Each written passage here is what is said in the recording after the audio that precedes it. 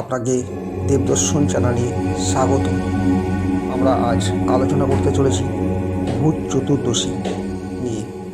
ভূত চতুর্দশী কী এবং কিভাবে এটাকে পালিত করা হয়।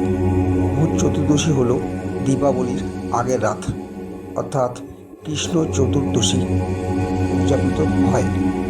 এই তিথিটি পিতৃপক্ষ অথবা অশরীরী আত্মাদের শান্তি কামনার জন্য পালিত করা হয়। বাংলায় এই চতুর্দশীকে অনেকে রূপ চতুর্দশী বা নরক চতুর্দশী বলে থাকে।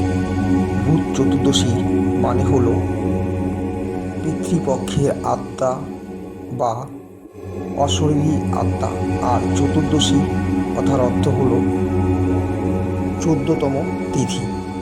এই তিথিতে বিশ্বাস করা হয় যে অশরীরী আত্মারা পৃথিবীতে বিচরণ করে, তাই প্রদীপ জ্বালিয়ে তাদের আত্মার মুক্তি ও শান্তি কামনা করা হয়।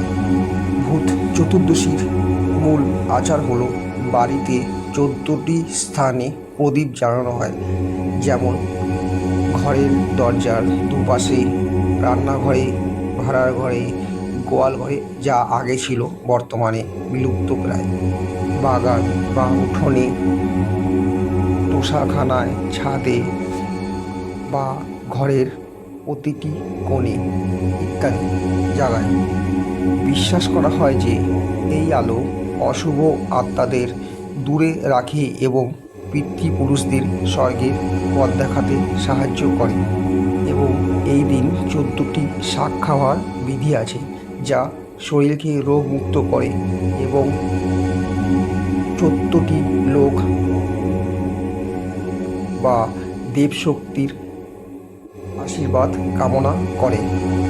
আধ্যাত্মিক তাৎপর্য: এই দিন ধারণা করা হয় যে পিতৃলোকের দরজা খোলা থাকে, তাই প্রদীপ জ্বালিয়ে পিতৃলোকদের কাছে আশীর্বাদ কামনা করা হয় এবং তাদের আত্মার শান্তি কামনা করা হয়।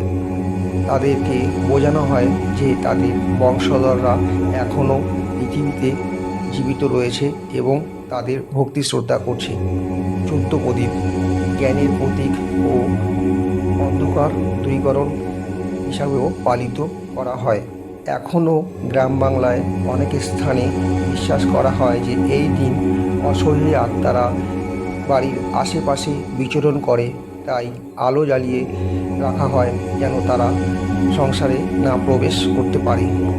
এই হলো ভূত চতুর্দশীর বিশ্লেষণ, কী কারণে আমরা ভূত চতুর্দশী পালন করি। যদি ভালো লাগে প্লিজ একটি লাইক, সাবস্ক্রাইব করে দেবেন। আর আপনারা অন্য কেউ কিছু যদি জেনে থাকেন আমাকে প্লিজ কমেন্টে জানাবেন।